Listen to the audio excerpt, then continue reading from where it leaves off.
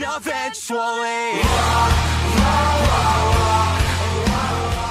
오늘 하나님께서 우리에게 주신 말씀은 데살로니가전서 2장 13절부터 20절 말씀입니다. 김재훈 간사님 봉독해 주시겠습니다. 하나님께서 오늘 우리에게 주신 말씀은 데살로니가전서 2장 13절부터 20절 말씀입니다. 말씀을 봉독하도록 하겠습니다. 이러므로 우리가 하나님께 끊임없이 감사함은 너희가 우리에게 들은 바 하나님의 말씀을 받을 때에 사람의 말로 받지 아니하고 하나님의 말씀으로 받음이니 진실로 그러하도다. 이 말씀이 또한 너희 믿는 자 가운데서 역사하느니라. 형제들아, 너희가 그리스도 예수 안에서 유대에 있는 하나님의 교회들을 본받는 자 되었으니 그들이 유대인에게 고난을 받음과 같이 너희도 너희 동족에게서 동일한 고난을 받았느니라. 유대인은 주 예수와 선지자들을 죽이고 우리를 쫓아내고 하나님을 기쁘시게 하지 아니하고 모든 사람에게 대적이 되어 우리가 이방인에게 말하여 구원받게 함을 그들이 금하여 자기 죄를 항상 채우매 노하심이 끝까지 그들에게 임하였느니라. 형제들아, 우리가 잠시 너희를 떠난 것은 얼굴이요 마음은 아니니 너희 얼굴 보기를 열정으로 더욱 힘썼노라. 그러므로 나 바울은 한 번, 두 번 너희에게 가고자 하였으나 사탄이 우리를 막았도다. 우리의 소망이나 기쁨이나 자랑의 면류관이 무엇이냐? 그가 강림하실 때 우리 주 예수 앞에 너희가 아니냐? 너희는 우리의 영광이요 기쁨이니라. 아멘. 자리에 앉으시 바랍니다. 지난주 저희는 리더의 자세 두 번째라는 제목으로 함께 말씀을 나누었습니다. 오늘은 부활주일인데요. 부활주일에 맞춰서 특별히 말씀을 준비할까 고민하다가 부활의 이 능력이 우리의 일상의 모든 날이 또한 부활을 기억하며 예배해야 되는 날이다라는 생각을 하면서 우리가 계속해서 이어서 데살로니가전서 말씀을 나누도록 하겠습니다. 특히 오늘 말씀을 나누면서 부활과 주님의 그 고난에 대해서도 여러분들과 함께 좀 말씀을 나눠 보려고 합니다. 오늘은 2장 13절부터 20절까지 말씀을 함께 나눌 텐데요. 그리스도인의 성장과 성숙이라는 제목으로 함께 말씀을 나눠 보려고 합니다. 지난주 저희가 진정한 리더가 취해야 할 자세를 세 가지 함께 살펴봤는데요. 첫째는 아이의 필요를 채워주는 유모의 자세, 두 번째는 형제 자매에게 짐을 지우지 않는 희생의 자세, 세 번째는 자기 자녀에게 권면하고 위로하고 경계하는 부모의 자세, 아비의 자세에 대해서 함께 말씀을 나누었습니다. 교회는 이 땅의 하나님의 소망입니다. 이 땅의 교회를 통해서 하나님 나라의 복음이 선포되었고 또한 이를 통해 하나님 나라가 확장됩니다. 저희가 데살로니가 현상을 통해서 그 선포된 말씀을 듣고 또 그 말씀 앞에 반응해서 그 본을 따르고 또 본이 되어주고 또한 그것들을 증거하며 전파하는 이것들을 통해서 하나님 나라가 계속해서 확장되어 나갔다라고 말씀을 드렸어요. 그 일을 위해 절대적으로 필요한 사람들이 진정한 리더들이라고 말씀을 드렸죠. 그래서 리더의 자세에 대해서 우리가 함께 나눠봤고요. 이제 그러면 이 하나님의 교회 안에서 이 하나님의 리더들이 성장하고 성숙하는데 어떤 모습들이 필요한지, 성장을 위해서, 성숙을 위해서 어떻게 우리가 노력해야 하는지 우리가 함께 오늘 말씀을 통해서 세 가지를 생각해 보려고 합니다. 우리 가운데 성장과 성숙을 바라지 않는 사람은 아무도 없습니다. 이것은 인간의 아주 본능적인 욕구 가운데 하나이기 때문입니다. 지금 저희 아이들이 뒤에 많이 있는데요. 아이들의 성장과 성숙을 어떻게 알 수 있습니까? 특별히 어린 아이일 때, 아기일 때는 병원에 정기적으로 방문해서 신체 발달 지수를 체크합니다. 그 체크하는 가장 기본적인 게 키하고 몸무게예요. 예를 들어서 한 달 전에 체크하고 한 달 후에 가서 몸무게와 키를 쟀는데 아이의 키가 자라지 않거나 몸무게가 그대로라면, 줄거나 했다면 이 아이의 지금 발달에는 뭔가 문제가 있는 거예요. 아이가 조금 그 이전보다 조금이라도 더 크고 몸무게도 조금 더 늘고 또 그것을 전체 100분위에 맞춰서 발달 상태가 어떻게 되는지, 요 나이 또래 아이들 중에 지금 우리 아이는 몇 퍼센트의 위치에 있습니다. 조금 더 어떤 영양분 공급을 더 취하든지 이런 조치들을 해주십시오라고 병원에서는 부모들에게 이야기를 하죠. 지금 저희 집 아이들은 가끔 키와 몸무게를 재서 기둥에 표시를 해둡니다. 저희 집에 오신 분들 중에 이렇게 보신 분들이 있을 텐데요. 기둥에 이렇게 그 펜으로 써놨어요. 이렇게 종이에 써서 거기에 키하고 몸무게하고 잰 날짜를 적어놨어요. 근데 뭐 하루 이틀은 아니지만 한 뭐 몇 달에 한 번씩 재면 아이들이 키가 이렇게 자라가는 게 눈에 보입니다. 그리고 몸무게가 자라가는 것도 눈에 보여요. 요즘 한 소리를 딱 요즘 안으면 한소리가 튼튼해졌다라는 걸 느낄 수 있어요. 왜냐하면 이렇게 들면 점점 이렇게 무거워지거든요. 그러면 아이가 점점 잘 자라고 있구나라고 생각을 하게 되죠. 단순히 뭐 이렇게 몸무게가 자라는 것으로 이 아이가 건강하다라고 볼 수는 없죠. 그래서 또 이렇게 체크하는 게 뭡니까? 아이들의 그 건강 상태뿐만 아니라 이제 체력을 체크를 합니다. 뭐 집에서 체력을 체크할 수 있는 방법은 그렇게 많지 않아요. 가끔 이제 아이들한테 뭐 팔굽혀펴기를 시켜본다거나 아니면 이렇게 그 운동을 뭐 앉았다 일어났다 아니면 팔굽혀펴기 뭐 이런 거를 시켜 봅니다. 근데 이제 학교나 태권도장에서 아이들의 체력을 측정하죠. 요즘 초등학교 운동장 중에 100m 이렇게를 직선으로 달릴 수 있는 학교들이 그렇게 많지 않아요. 예전에 저희들은 이제 100m 몇 초 뭐 이거를 주로 많이 쟀는데 요즘 이제 주로 안 되기 때문에 어떻게 되냐면 뭐 50m 달리기를 하거나 셔틀런이라는 프로그램을 합니다. 저희가 학교 다닐 때는 셔틀런 이런 거 없었는데 요즘 그 초등학교, 중고등학교는 이 체력장, 체력 검사에 셔틀런이라는 프로그램이 포함되어 있어요. 셔틀런이 뭐냐면 예전에 아마 그 2002년 그 월드컵 때 그 히딩크 감독이 그 셔틀런을 도입해서 그 선수들의 그 체력을 그 향상시키는 데 도움이 됐다. 이게 아주 의미 있는 프로그램이다라고 해서 학교에 도입이 됐는데 초등학생은 15m 그리고 중고등학생은 20m를 이렇게 준비를 합니다. 이렇게 20m 거리를. 그래서 한쪽에서 이제 출발하면 이쪽까지 달리는 거예요. 근데 이 과정에 뭐를 하냐면 음악을 틀어놔요. 그래서 음악에 이렇게 시간이 지나면 요 초가 삐 소리가 들려요. 아이가 이제 삐 소리 하면 여기서 이제 애들이 우르르르 다 출발하는 거예요. 그러면 다음 삐 소리가 나기 전까지 저기에 도착을 해야 되는 거예요. 그럼 이렇게 한 번 가면 1회, 이렇게 가면 2회, 이렇게 해서 이거 계속 왕복 달리기를 하는데 문제는 시간이 지나면서 이 셔틀런 요 타임 인터벌이 점점 줄어들어요. 예를 들어서 뭐 처음에 8초였다가 뭐 8초 이렇게 하다가 뭐 7.5초, 뭐 이렇게 7초 이렇게 계속 줄어듭니다.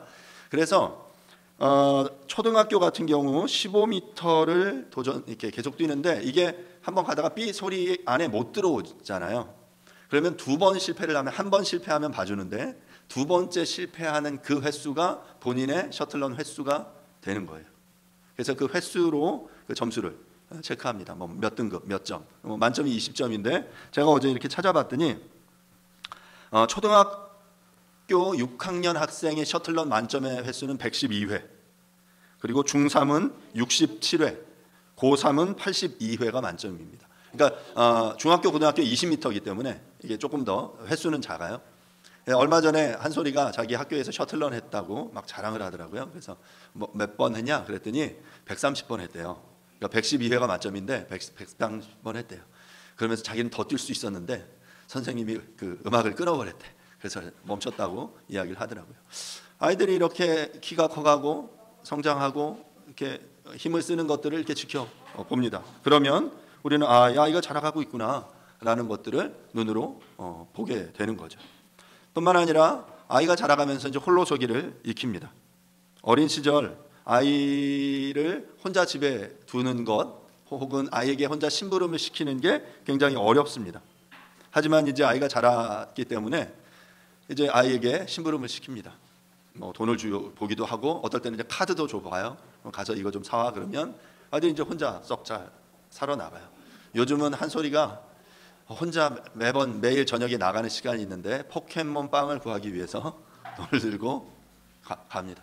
이제 혼자 막 가요. 예전에는 이제 형하고 같이 갔다가 이제 막 혼자 가서 근데 이제 거의 못 싸우죠. 이미 가 있으면 그 가게에 빵이 도착하는 시간에 맞춰 가면 이미 먼저 와 있는 아이들이 있어서 포켓몬빵을 못 구하고 돌아오는 경우들이 허다합니다.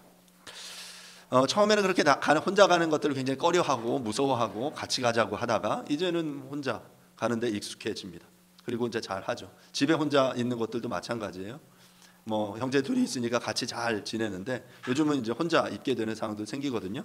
예전에는 그렇게 있는 것을 좀 무서워하거나 힘들어했는데 요즘은 더 좋아하는 것 같아요. 아빠 엄마 언제 나가? 몇 시에 들어와? 항상 전화해요. 몇 시에 들어와? 이건 글쎄요. 아빠 엄마가 빨리 와를 요구하는 걸지 아니면 아빠 엄마의 그 도착 시간에 맞춰서 뭔가를 하기 위한 것인지 아직 확인은 되지 않지만 점점 시간이 지나면서 아이들이 홀로서기를 익혀가는 것은 분명한 것 같습니다. 저희의 영적인 성숙의 과정도 마찬가지입니다. 그런데 아이들이 성장하는 것은 대부분 큰 문제가 없다면 시간이 지나면 이렇게 아이들이 자라갑니다. 하지만 영적인 성장이나 성숙은 시간이 지난다고 비례해서 자동으로 이루어지지는 않는 것 같습니다. 특별히 영적인 성숙에는 대가가 따릅니다. 그 치러야만 하는 바른 대가는 바로 고난이죠. 그래서 어떤 사람들은 성숙으로 가는 길을 알고도 그 길을 가지 않습니다. 왜냐하면 대가를, 희생을 치르고 싶어 하지 않기 때문입니다. 그저 적당하게 다들 그래 하고 자유하면서 아무런 대가를 치르지 않은 채 적당하게 살아갑니다. 그래서 시간이 지나가면서 성장하고 성숙하기는커녕 도리어 자신이 원치 않았던 모습을 닮아가고 있는 자신을 발견하게 됩니다. 성장하고 성숙하지 않는다면 공동체는 발전 계승되기는커녕 유지되지 않을 것이고 우리는 지혜로운 어른, 진정한 리더가 아니라 뒤치다꺼리 해야 되는 노인으로 나이가 들어가고 말 것입니다. 하나님의 리더로 온전히 성숙해지기 위해서 오늘 본문 속에 데살로니가 교회의 성도들은 하나님의 말씀을 받았고 고난을 받았고 홀로서기를 익혔습니다. 저는 오늘 이 세 가지 부분에 대해서 말씀을 가지고 여러분들과 함께 나눠보려고 합니다. 첫 번째로 하나님의 말씀에 대한 이들의 자세, 이들의 태도를 살펴보겠습니다. 오늘 함께 읽은 본문 2장 13절입니다. 이러므로 우리가 하나님께 끊임없이 감사함은 너희가 우리에게 들은 바 하나님의 말씀을 받을 때에 사람의 말로 받지 아니하고 하나님의 말씀으로 받음이니 진실로 그러하도다. 이 말씀이 또한 너희 믿는 자 가운데 역사하느니라. 바울과 그 일행들은 데살로니가 교인들이 하나님의 말씀을 받을 때 사람의 말이 아니라 하나님의 말씀으로 받음으로 인해서 그들이 하나님의 말씀으로 받음으로 인해서 쉬지 않고 끊임없이 감사하며 기도했다라고 말하고 있어요. 여기서 본문에서 끊임없이라고 표현하고 있는데요. 이 끊임없이라는 표현이 아디 알레이토스라고 하는데 영어로 표현하면 constantly 내지는 without ceasing, 그러니까 계속해서 지속적으로 내지는 멈추지 않고 그런 의미거든요. 그렇게 멈추지 않고 계속해서 그들을 향해 그들의 그 모습을 향해 감사했던 이유가 바로 그 사람의 말을 그들이 전한 그 말씀을 하나님의 말씀으로 받았다라는 것입니다. 하나님의 사역자들을 통해 선포되고 가르쳐진 이 말씀을 성도들이 하나님의 말씀으로 받았다라는 것이죠. 말씀을 가르치고 선포하는 이런 사역자들에게 있어서 하나님의 말씀을 있는 그대로 전달하는 것은 너무나도 중요한 일이면서 굉장히 어려운 일입니다. 자신이 전하는 이 말씀을 자신이 주장하려는 그 욕심, 자신의 것으로 주장하려는 욕심이 우리 가운데 은밀하게 작동할 수도 있기 때문입니다. 하나님의 말씀을 읽고 말씀을 설교하지만 그 안에 자신의 욕망과 자신의 욕심이 투영되는 거죠. 말씀을 가지고 사람들을 조정하고 말씀을 가지고 자신 앞에 복종시키려는 그런 욕구들이 많은 설교자들에게 있는 것이 사실입니다. 그런데 지금 데살로니가 성도들은 바울이 전한 이 말을 들었지만 사람의 말을 들었지만 그것을 하나님의 말씀으로 받았다라고 오늘 본문이 이야기하고 있는 것이죠. 본문 13절을 잘 읽어보시면 받다라는 표현이 여러 번 반복이 됩니다. 그런데 이 받다라는 그 한글로는 동일하게 받다라고 표현되지만 원문을 보면 이 헬라어가 좀 다르게 표현되고요. 영어 표현도 조금 다르게 표현되는 것을 볼 수 있어요. 먼저 사용된 이 받다라는 표현은 파랄라폰테스, 원형은 파랄람바노라는 헬라어인데요. 두 번째 사용된 단어는 데코마이라는 표현이에요. 이제 이 두 개 파랄람바노라는 이 헬라어와 데코마이라는 이 두 가지의 헬라어가 사용되는데 앞에 전자에 사용된 파랄람바노라는 표현은 객관적이고 외부적인 받아들임을 의미하는 표현이고요. 후자인 데코마이는 환영과 찬동을 수반하는 주관적이고 내적인 영접을 의미하는 표현입니다. 모리세라는 학자는 전자는 귀 있는 모든 사람들이 객관적으로 듣는 현상을 말하고 후자는 그 말을 듣는 사람들이 그것을 주관적으로 해석하는 것으로 받아들이는 것, 그래서 사람마다 다른 반응을 나타내는 것이라고 지적을 했어요. 그러니까 이 하나님을 말씀을 받는다라는 것도 이 두 가지로 이루어진다라는 거죠. 그래서 이것을 앞부분에 이 파랄람바노는 영어로 표현되면 receive라는 단어로 표현되고요. 뒤에 그 데코마이라는 이 표현은 영어 표현으로 accept라고 번역을 했어요. 그러니까 이 말씀을 받는데 이 동일한 말씀을 들으면서 누군가는 그냥 받는 것으로 그치지만 누군가는 이 들은 바 이 말씀을 자신의 삶 가운데 내적으로 수용하고 받아들이고 그것을 그 삶 속에 녹여내는 그 받아들임으로 해석하고 있는 것이죠. 우리들도 마찬가지입니다. 우리가 하나님의 말씀을 듣지만 어떤 사람은 그 말을 무시해도 좋을 하찮은 것으로 받아들이는가 하면 어떤 사람은 동일한 그 말씀을 받고 이것을 하나님의 말씀으로 받아 순종하는 삶을 살아가게 되는 것이죠. 데살로니가 교인들은 바울의 일행의 입에서 나온 복음의 말씀을 성령의 감동하심을 따라 반드시 순종하고 지켜야 하는 그 하나님의 말씀으로 accept, 받아들인 것입니다.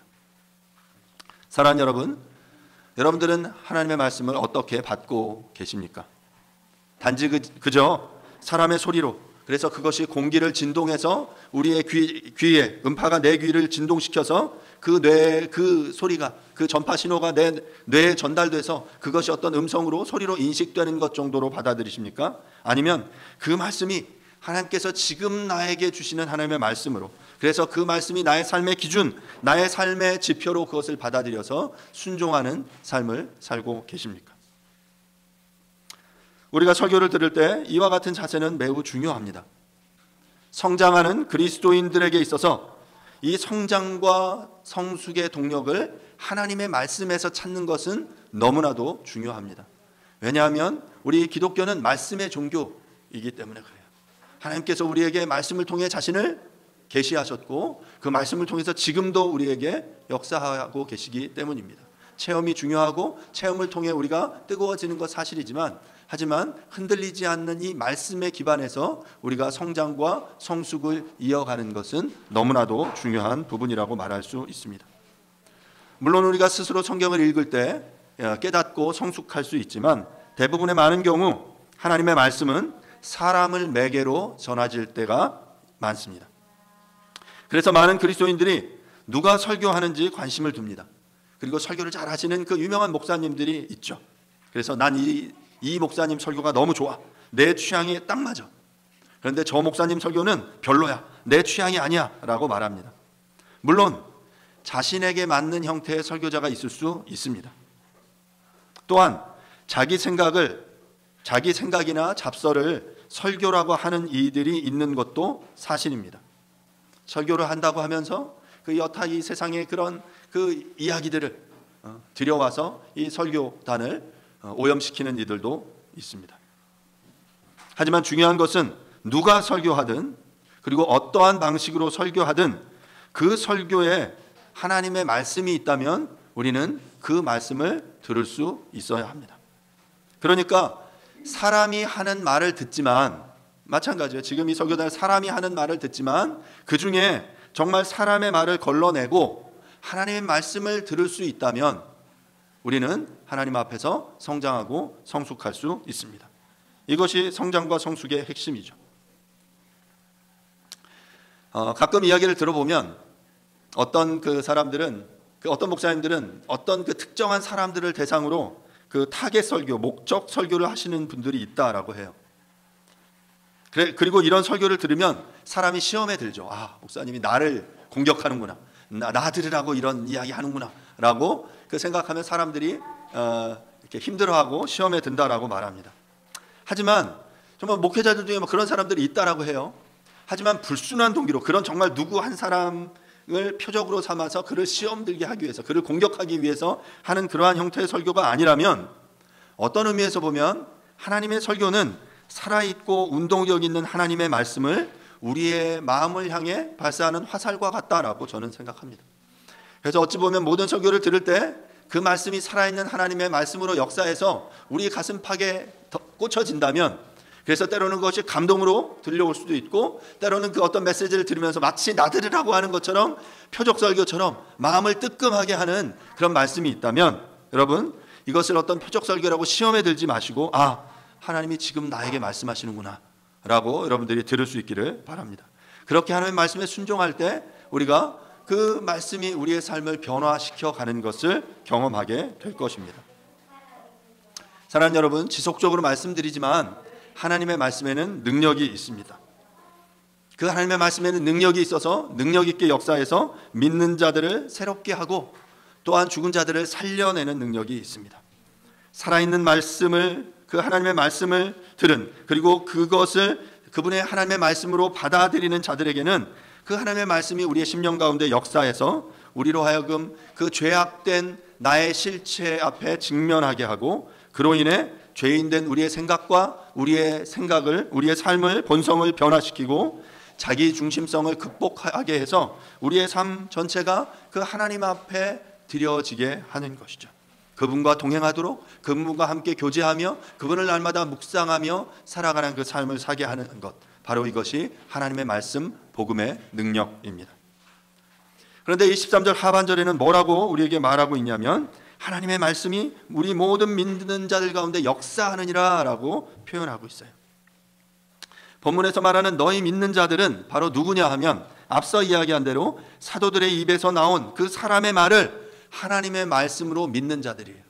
그 너희 믿는 자들에게 그 하나님의 그 말씀이 역사하느니라. 본문에서 역사하느니라 라고 표현된 단어가 에네르게이타이라는 단어인데요, 이 단어의 원형은 에네르게오라는 표현이에요. 여러분 뭐 좀 떠오르는 단어가 없습니까? 에네르기라는 단어, 에너지라는 표현이죠. 거기에서 나온 단어가 바로 이 에네르게이라는 표현이에요. 역사하다, 힘있게 나타나는 그 어떤 모습을 에네르게이로 표현하는데, 이것이 에네르게오의 현재 직설법 동사인데요, 헬라어에서 현재 직설법은 첫 번째로 진리나 격언, 변함없는 진리를 나타내는 격언적 현재 용법으로 사용됩니다. 즉 증거되는 말씀을 하나님의 말씀으로 받아 믿는 자들에게는 언제 어디서나 그 말씀이 능력 있게 역사한다라는 의미가 되는 것이죠. 둘째로는 헬라어 직설법은 과거에서 시작되어 현재까지 계속되는 동작을 나타내는 지속적 용법으로 사용되는데요, 이는 데살로니가 교인들의 영적인 삶에 그 역사가 바울이 말씀을 전하던 때뿐만 아니라 본 서신을 쓰고 있는 현재에도 계속해서 나타나고 있다, 역사하고 있다라는 그런 표현이에요. 그러니까 이전에 한번 말씀 들은 그 시점에 역사하고 끝난 게 아니라 지금도 그 말씀이 우리의 삶 가운데 역사하고 있다라는 어떤 현재적인 이 부분을 강조하고 있는 표현입니다. 사랑하는 여러분, 이 14절 본문 한 절을 읽고도 모두가 이해하고 받아들이는 내용이 다를 수 있습니다. 이 한 절을 읽으면서, 이 한 절의 설교 말씀을 들으면서 아 그래 그렇지 좋은 말씀이야 하고 지나가면 그냥 받은 것입니다. 하지만 저는 이 본문을 읽으면서 여러 한글 번역본, 여러 다른 언어의 성경들을 비교하면서 읽었고, 여러 학자들이 이야기하는 주석의 내용을 참고하면서 아 과연 그렇구나 라고 생각했습니다. 그리고 그 내용을 정리하면서 여러분들에게 이렇게 설교로 전달하고 있습니다. 그러면 이 말씀을 듣는 여러분들도 데살로니가 성도들처럼 이 말씀을 듣고 진실로 그러하도다 라고 받아들이고 이 말씀이 우리의 삶 가운데 역사할 수 있도록 묵상하고 실천하는 삶을 살아야 할 것입니다. 두 번째, 성숙을 위해서 고난이 필수입니다. 14절인데요. 형제들아 너희가 그리스도 예수 안에서 유대에 있는 하나님의 교회들을 본받은 자 되었으니 그들이 유대인들에게 고난을 받음과 같이 너희도 너희 동족에게서 동일한 고난을 받았느니라. 먼저 이 14절의 본문 안에 보면 그리스도 예수 안에서 유대에 있는 하나님의 교회라는 표현이 나옵니다. 데살로니가 교회의 본, 모범의 대상이 된 교회는 바로 그리스도 예수 안에서 유대에 있는 하나님의 교회였습니다. 자, 여러분 이 표현을 잘 읽어보시면 유대에 있는 하나님의 교회라고 표현하거든요. 이것은 이 교회의 이중 소속을 설명하는 그런 표현입니다. 우리의 교회는 물리적으로 이 땅 유대에 속해 있지만 우리는 지금 이 서울 양천구 목동이라는 이 땅에 속해 있지만 영적으로는 어디에 있다고요? 그리스도 안에 있는 하나님의 교회다라는 거예요. 이러한 이중성, 이 땅에 있지만 하나님에 속해 있는 이 하나님의 교회, 이 이중성은 마땅히 교회가 추구해야 하는 아주 중요한 가치입니다. 그런데 중요한 것은 이 이중성을 추구하는 교회는 반드시 고난을 받게 된다라는 것이죠. 왜냐하면 이 땅의 가치관과 하나님 나라의 가치관은 너무 많은 지점에서 충돌하고 있기 때문입니다. 참된 그리스도인의 공동체, 교회는 고난을 피하지 않고 받아들였습니다. 성경은 지속적으로 그리스도인들에게 고난은 불가피하다라고 강조합니다. 바울이 말한 몇 가지 구절을 우리가 좀 살펴보겠습니다. 로마서 8장 17절인데요. 제가 한번 읽어보겠습니다. 자녀이면 또한 상속자, 곧 하나님의 상속자요 그리스도와 함께한 상속자니 우리가 그와 함께 영광을 받기 위하여 고난도 함께 받아야 할 것이니라. 우리가 하나님의 자녀라면 그분 하나님의 상속자가 된다는 거예요. 그러면 상속자된 우리는 그리스도께서, 그 하나님의 자녀이신 하나님의 아들이신 그리스도께서 고난을 받은 것처럼 우리들도 그 하나님의 그 영광에 참여하기 위해서 어떻게 해야 된다고요? 고난도 함께 받아야 한다라고 로마서는 말하죠. 사도행전 14장 22절은 또 이렇게 말합니다. 제자들의 마음을 굳게 하여 이 믿음에 머물러 있으라 권하고 또 우리가 하나님의 나라에 들어가려면 많은 환난을 겪어야 할 것이니라 하고. 사도행전 14장 22절은 굉장히 이제 재밌는 그 사건들 이야기 속에 존재합니다. 바울이 1차 전도 여행이 끝나는 중에 안디옥과 이고니온에서 복음을 전했을 때 대적들과 충돌합니다. 그래서 그곳의 대적들이 바울을 엄청나게 때렸어요. 공격했어요. 그래서 이제 거의 죽었다라고 생각해서 성 밖에 바울을 내쳤습니다. 그런데 바울이 살아난 거예요. 다시 살아나서 그 바울이 바나바와 함께 더베로 가서 복음을 전하고 많은 이들을 제자로 삼은 이후에 다시 루스드라와 이고니온과 안디옥에 자신을 쳐서 죽이려고 했던 그곳에 다시 돌아와서 14장 22절에 이렇게 말하고 있는 거예요. 하나님 나라에 들어가려면 많은 환난을 겪어야 한다. 그러니까 자신의 삶으로 지금 말하고 있는 거죠. 디모데후서 3장 10절부터 12절 말씀을 제가 보겠습니다.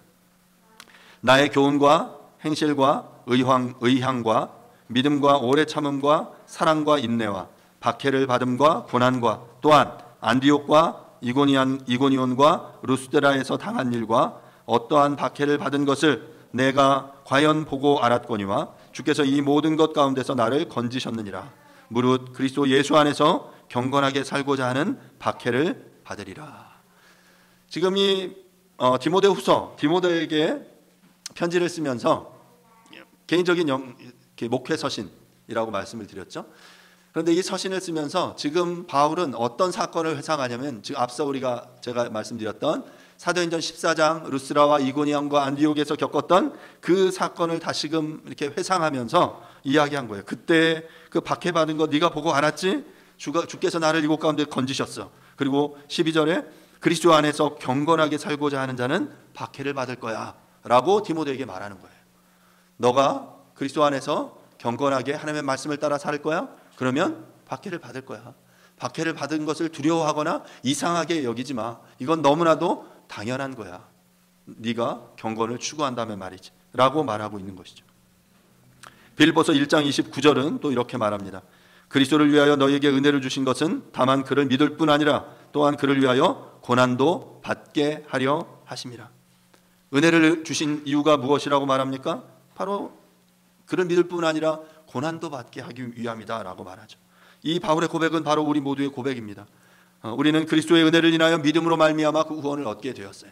그 은혜가 우리를 구원했습니다. 하지만 그 은혜를 주신 것은 다만 우리에게 구원받는 그 은혜에 만족하라고 하는 것이 아니라 그 믿음으로 말미암아 또한 그 이후의 삶 가운데 고난도 받게 하기 위해서 너에게 은혜를 준다라고 말씀하고 계시죠.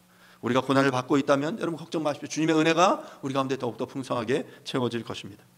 다시 오늘 본문 2장 14절 데살로니가전서 2장 14절을 다시 한번 보겠습니다.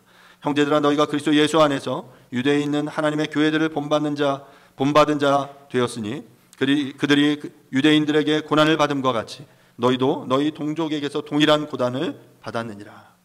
유대에 있는 하나님의 교회들은 유대인들에게 고난을 받았습니다. 먼저 유대인들은 예수 그리스도를 십자가에 못 박았습니다. 하지만 우리 주님께서는 죽음에 머무르시지 않고 부활하셨습니다. 이 부활하신 주님을 만난 제자들과 초대교회 성도들은 어떻게 됐죠?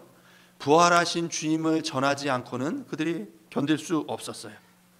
유대인들은 그들의 입을 막으려고 매수하기도 하고 협박하기도 하고 그들에게 온갖 고난을, 박해를 가했습니다. 하지만 그들은 그 박해와 압박에 멈출 수가 없었어요. 왜냐하면 이 부활이 너무나도 우리에게 그들에게 사실이었기 때문에, 그 부활의 영광이, 부활의 능력이 그들에게 있어서 너무나 강력했기 때문에 그것을 그들이 자신의 가슴 속에 감추어 둘 수 없었습니다. 그래서 그들은 선포한 거죠. 예수가 부활하셨다.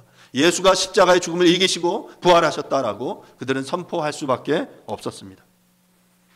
사울도 마찬가지로 예수 믿는 자들을 박해하려고 대제사장에게 공문을 받아가지고 다메섹을 향해 가던 그 노상에서 주님을 만납니다. 그리고 그가 잔멸하려고 했던 그 대상들, 그 무리들의 가르침을 전하기 시작했죠. 그 가르침에 설복된 거예요. 아, 부활이 사실이구나. 정말 예수가, 내가 그렇도록 박해하던 그 예수가 살아나셨고 바로 그가 온 세상의 모든 믿는 자들에게 구원을 주시는구나. 이방인들에게도 이 구원이 필요한 것이구나 라는 것을 깨닫고 그는 이제 이방인의 사도로 그의 삶을 드리게 되죠. 온갖 박해와 압박에도 불구하고 그 사도 바울의 발걸음을 막지 못한 것이 무슨 이유입니까? 그 부활에 대한 그 감격이었어요. 주님이 살아나셨다라는, 주님이, 그 부활하신 주님이 나를 부르셨다라는 그 감격 때문에 바울은 그 수많은 고난과 박해에도 불구하고 그 자신이 전하는, 이방인을 향해 이 복음을 전하는 이 일을 멈출 수가 없었던 것이죠. 유대 있던 그 교회들이 그렇게 고난을 받았고 그 고난을 받은 그 본을 이 데살로니가 성도들이 보고 이제 우리도 그 고난에 동참합니다라고 말하고 있는 것이 본문 14절의 이야기인 것입니다. 사랑하는 여러분, 오늘은 부활주일입니다. 주님의 죽음과 부활의 복음을 받아들이고 하나님 나라의 백성으로 살아가기로 다짐한 우리들은 본질적으로 이 세상의 가치관, 세계관과 충돌할 수밖에 없습니다. 직장과 여러 사회관계 속에서, 친구들과의 관계 속에서 그리스도의 정체성을 가지고 살려면 구별되어야 하고, 그러할 때 고난은 당연한 것입니다. 불의와 부정에 대해서 입 다물고 이에 대해서 지적하고 항거하지 않으면 우리의 고난은 없습니다. 고난을 당할 필요가 없죠. 하지만 그리스도인으로서 성장도 없습니다.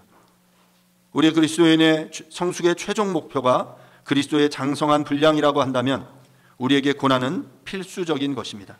왜냐하면 그리스도가 그 고난을 당하셨기 때문입니다. 물론 우리의 자세는 뱀처럼 지혜롭고 비둘기처럼 순결해야 합니다. 억지로 고난을 이렇게 당할 필요는 없어요. 하지만 우리가 그 과정 속에서 뱀처럼 지혜롭고 비둘기처럼 순결하게 우리의 이 하나님 나라의 가치관을, 하나님 나라의 가치와 충돌하는 이 세상 속에서 우리가 포기하지 않고 살아내는 그 삶이 필요하다는 것이죠. 그리고 그러할 때 그 부딪힘, 그리고 그 속에서 그 겪게 되는 갈등, 그리고 그것이 우리에게 부여하는 그 고난, 우리가 피할 수 없다라는 것입니다. 그리스도께서 십자가를 거부하셨다면, 십자가 위에서 자신을 모욕하고 죽이려는 이들을 대해서 하늘의 천군 천사를 동원하셔서 대적자들을 물리치셨다면, 그래서 십자가의 고난을 받지 않으셨다면 우리에게 구원은 없습니다. 하지만 우리가 잘 아는 것처럼 그리스도께서는 그 고난을 감당하셨습니다. 단번에 그 천군 천사를 동원해서 이 모든 대적자들을 한 번에 쓸어버리실 수도 있었지만 주님은 그렇게 하시지 않으셨죠. 왜냐하면 그 고난의 길을 가는 것이 자기의 십자가다라는 사실을 그분은 알고 계셨기 때문입니다. 마찬가지로 우리 그리스도인들, 우리가 져야 할 십자가도 결코 쉽지 않습니다. 결코 가볍지 않습니다. 때로는 죽을 만큼 힘들 수 있습니다. 하지만 이 고난 중에서 우리가 즐거워하고 기뻐할 수 있는 것은 우리에게 주님의 약속이 있기 때문입니다. 로마서 5장 3절과 4절은 이렇게 말합니다. 다만 이뿐 아니라 우리가 환난 중에도 즐거워하나니 이는 환난은 인내를, 인내는 연단을, 연단은 소망을 이루는 줄 알미로다. 사랑하는 여러분, 반드시 환난은 인내를, 인내는 연단을, 연단은 소망을 이루어냅니다. 무슨 소망입니까? 천국의 소망입니다. 하나님 나라의 소망입니다. 여러분들에게 하나님 나라의 백성으로 살아가는 이 과정 속에 환난이 있습니까? 그러면 우리에게 소망이 약속되어 있는 거예요. 이 환난을 통해 하나님께서 우리에게 이 하나님 나라, 이 천국의 부활의 소망을 우리에게 약속해 주시는 것입니다. 그 약속이 우리에게 있기에, 그 소망이 우리에게 있기에 우리는 즐거워할 수 있는 것입니다. 아이러니하죠. 이 환난 속에도 즐거워하는 거예요. 왜냐하면 그 부활의 천국의 소망이 우리에게 있기 때문에. 체중 조절과 건강을 위해서 운동을 합니다. 여러분 운동을 하시나요? 네, 운동을 하셔야 됩니다. 그런데 운동하는 게 쉽지 않죠. 운동을 하는 게 중요하다, 필요하다, 건강을 위해 날마다 기도 제목 이야기하면 건강을 위해서 운동하겠습니다. 건강을 위해 기도해 주세요. 이야기합니다. 그런데 여러분 뭐 축구나 달리기, 오래 달리기 같은 걸 하면 아까 뭐 셔틀런도 이야기했지만 오래 달리기 같은 걸 하면 이 호흡이 터져야 돼요. 어떤 사점을 통과해야 돼요. 너무 죽을 것 같이 막 호흡이 가빠올 때가 있는데 이 사점을 통과해야 호흡이 터져야 계속해서 달릴 수 있어요. 그래서 이제 처음 이렇게 워밍업을 하면서 운동을 하는 거죠. 그런데 이 한계를 통과하는 것이 굉장히 어려운 일이라는 걸 우리 잘 알잖아요. 하지만 이 한계를 통과해야만 우리에게 이 건강, 성숙이 있는 거예요. 근육 운동을 할 때도 마찬가지죠. 전에도 한번 말씀드렸지만 근육량을 늘려라 라고 이야기합니다. 인바디 측정하면 맨날 이렇게 몸무게만 집중하지만 인바디를 측정하면 근육량이 같이 나오죠. 그러면서 이 근육량이 평균보다 높다 낮다. 그래서 대부분 이제 문제는 몸무게가 이렇게 많이 나가는 것도 문제지만 그 몸무게에 맞는 근육량을 우리가 가지고 있지 못한 것이 더 문제예요. 왜냐하면 대부분 그 기초 대사량은 그 근육량에 비례하거든요. 그래서 근육이 많이 있는 사람은 기초 대사량이 높기 때문에 뭐 음식을 많이 먹어도 그걸 다 이제 이렇게 소화해 내는 거죠. 분해해 내기 때문에 체중이 많이 찌지 않지만 기초 대사량이 낮은 사람은 먹는 대로 이렇게 몸무게로 가는 거예요. 그래서 근육량을 늘리라고 하는데 여러분 근육량을 늘리는 게 쉽습니까? 열심히 운동을 해도 근육량이 안 늘어요. 그런데 근육량을 늘리려면 우리가 고통을 감내해야 돼요. 근육 운동을 제대로 하고 나면 그 다음날 어떻게 됩니까? 막 아파요. 가슴도 막 아프고 막 온몸에 허벅지 막 터질 것 같아요. 그런 과정을 통과해야 돼요. 그 과정은 약간의 근육이 파열되는 과정이라고 해요. 그래서 근육에 상처가 가면 상처가 나고 그러면 그 근육의 상처를 파열된 것을 회복하기 위해서 혈류량이 거기에 막 이렇게 집중되죠. 그러면 그 안에서 이렇게 자극이 일어나면서 이렇게 통증이 오는 거예요. 그 과정을 거쳐야 근육이 재생되고 회복의 과정을 거치면서 근육량이 증가되는 것입니다. 저는 알고 있습니다. 이 고난을 통과해야 건강을 유지할 수 있다는 것을 말합니다. 저는 알고 있어요. 이 근육량을 늘리기 위해서 이 고통의 과정을 통과해야 제 몸이 근육량이 더 늘어난다는 것을 말입니다. 그리고 저는 알고 있습니다. 우리의 영적인 이 고난의 과정을 통과해야 우리는 영적인 그리스도인들로 하나님 나라의 백성으로 성숙하며 성장할 수 있다는 것을 말입니다.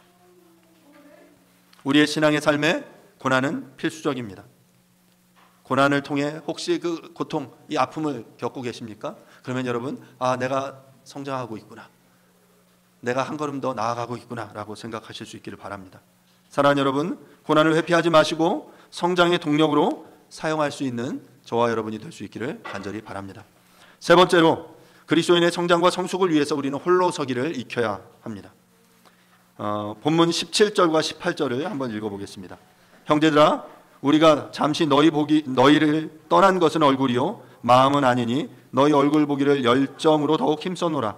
그러므로 나 바울은 한 번, 두 번 너희에게 가고자 하였으나 사탄이 우리를 막았도다. 본문에서 떠난 것은 이라는 표현은 아포르파니조라는 단어의 수정과거 분사형인데요. 이 아포르파니조라는 표현은 제가 찾아보니까 신약 성경에서 딱 한 번밖에 등장하지 않는 단어예요. 그런데 이 단어의 의미는 뭐냐면 아포르파니조라는 이 표현은 고아로 만들다, 분리되다 라는 표현이에요. 그러니까 지금 바울이 떠난 것은 이라고 표현하면서 그냥 떠나다, 리브라는 표현을 쓴 게 아니라 고아로 만들다 라는 표현을 쓰고 있는 거죠. 일부 영어 표현에서는 having been taken away from you, 빼앗겼다 라고 표현하고요. 또는 being separated from you 라고 분리됐다 라는 번역을 사용하기도 해요. 이처럼 바울의 일행과 데살로니가 교회의 헤어짐은 자연스러운 이별이 아니라 강제적인 이별, 부모를 잃고 고아가 되는, 그러니까 데살로니가 교회 성도들이 부모를 잃고 영적인 부모 바울을 잃고 고아가 되는 것과 같은 그 과정이었다라고 지금 표현하고 있는 거예요. 내가 떠난 게 그런 것이었어. 내가 너무 그렇게 가슴이 아팠어 라고 표현하는 거죠. 여러분 최근에 그 아프간 사태나 지금 그 우크라이나 사태 속에 이런 일들이 벌어지지 않았습니까? 아프간에서 사람들이 철수하면서 그 탈레반의 그 공격을 피해서 철수하면서 그 담장 너머로 아기를 던진 그 부모의 이야기 여러분 알지 않습니까? 자기는 지금 갈 수 없으니까 이 아이라도 좀 제발 데려가 달라라고 아이를 먼저 보내고 나중에 그 부모가 그 아이와 상봉했다라는 그 이야기를 우리는 들었어요. 이렇게 고아로 만드는 그렇게 분리되는 그 상황들, 지금 우크라이나에서 아빠가 그 징집돼서 군대로 가면서 그 아이를 안고 그 우는 그 모습들을 여러분 영상으로 보지 않으셨습니까? 이런 강제적인 분리가 지금 이 바울과 데살로니가 교회 안에 일어나게 된 거예요. 부모로부터 영구히 분리되는 것, 바로 이것이 고아가 되는 것이시죠. 그리고 그래서 이 표현 아포로파니조라는 이 표현에서 오펀이라는 고아라는 영어 단어가 생겨났어요. 바울은 지속적으로 가족의 이미지를 사용하고 있는데 앞서 7절에서는 유모로 11절에서는 아버지로 표현하고 지금 이 본문 속에서는 데살로니가 교인들이 고아와 같은 상태가 되므로 자신이 떠난 것이 얼마나 마음이 아팠는지를 표현하고 있는 것이죠. 바울은 데살로니가를 떠난 것이 부모와 자식 간에 정말 원하지 않는 이별로 인한 것임을 표현하고 있는 거예요. 그리고 지금 17, 18절에 보면 내가 그래서 너에게 가기를 정말 원했어. 한 번, 두 번이야 정말 원했어. 하지만 사탄이 그걸 막고 있어 라고 말하면서 그 이야기하고 있는 것이죠. 왜 그렇게 다시 가고 싶어 했습니까? 그들이 고아와 같이 내버려졌고 그들이 홀로 두기에는 데살로니가 교회가 너무 어린 교회라고 생각했기 때문이에요. 하지만 여러분 이 안에 아이러니가 있죠. 오히려 리더인 바울과의 분리, 고통스럽고 불가항력적인 강제적인 분리를 통해서 데살로니가 교회의 성도들은 성장했습니다. 이 홀로서기를 통해서 그들은 성장하게 된 것이죠. 사랑하는 여러분, 인생의 어느 시점이 되면 자녀들은 부모에게서 독립하여 홀로서기를 익혀야 합니다. 영적인 자녀들도 마찬가지입니다. 어느 시점이 되면 우리를 이끌어주던 영적 리더들이 떠나가고 홀로 서야 할 때가 올 것입니다. 역설적이게도 데살로니가 교회가 건강하게 성장한 이유는 바울 일행이 짧은 기간 사역하고 갑자기 사라져 버렸기 때문입니다. 그러자 이들은 사람을 바라보고 의지하는 신앙에서 벗어나 철저하게 오늘 본문에서 본 것처럼 하나님의 말씀을 받아들여 이를 따르고 고난을 기쁘게 받아들이는 삶을 살아감으로 홀로 서기를 익혔던 것입니다. 그리고 이것은 그들을 성장시켰습니다. 우리 모두는 삶의 어느 순간 홀로 서야 하는 시기를 맞이합니다. 그때야말로 내가 읽고 들은 하나님의 말씀을 의지하여 홀로 서는 것이죠. 이 과정이 쉽지 않을 것입니다. 하지만 분명한 것은 이 시기를 통해서 더욱 하나님을 온전히 의지하게 되고 우리의 영적인 근육도 더욱 튼튼해지고 성장하게 될 것입니다. 우리가 처음 성장할 때 우리는 리더의 본을 따라 성장하지만 그 한계에 매몰되어서는 안 됩니다. 우리의 이 목표가 이 앞에 있는 리더가 아니기 때문이에요. 우리의 궁극적인 표본이 우리의 리더가 되어서는 안 됩니다. 어느 순간 나를 이끄는 리더를 떠나 홀로 서서 그 리더를 뛰어넘어 주님을 본받는 주님의 그 풍성한 그 모습을, 충만한 그 모습을 우리의 목표로 삼아 한 걸음 더 나아가는 우리가 되어야 할 것입니다. 말씀을 마무리하겠습니다. 우리 모두는 영적인 성장과 성숙을 소망합니다.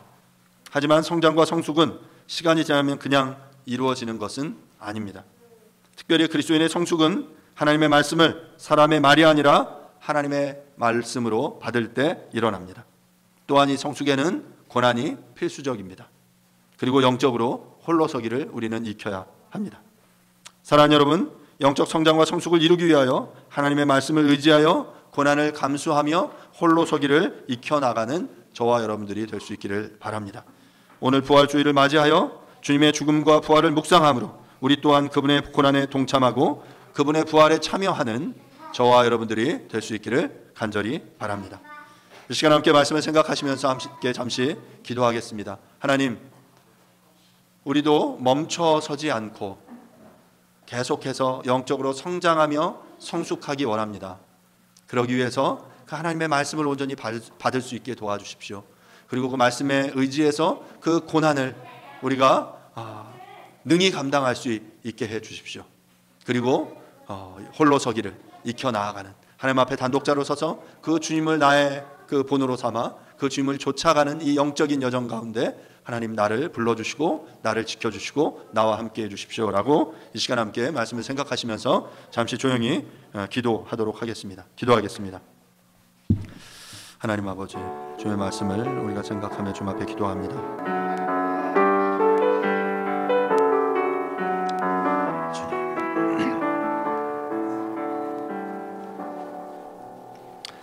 이러므로 우리가 하나님께 끊임없이 감사함은 너희가 우리에게 들은 바 하나님의 말씀을 받을 때에 사람의 말로 받지 아니하고 하나님의 말씀으로 받음이니 진실로 그러하도다.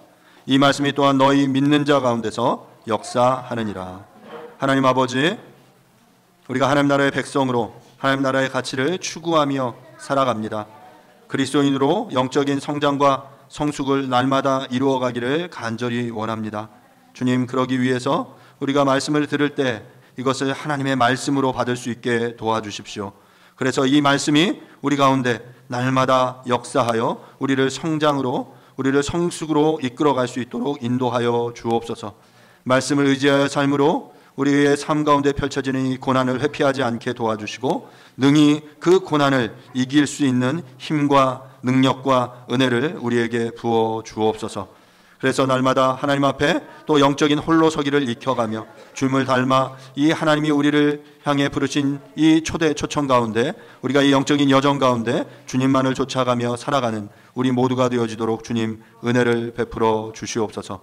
부활의 능력이 우리의 삶 가운데 날마다 충만하기를 간절히 원합니다. 부활의 영광이 우리의 삶을 충만하게 채우기를 간절히 원합니다. 주님, 우리 가운데 더욱 크신 주님의 은혜를 베풀어 주옵소서. 감사드립니다. 예수님의 이름으로 기도합니다. 아멘. Happen eventually.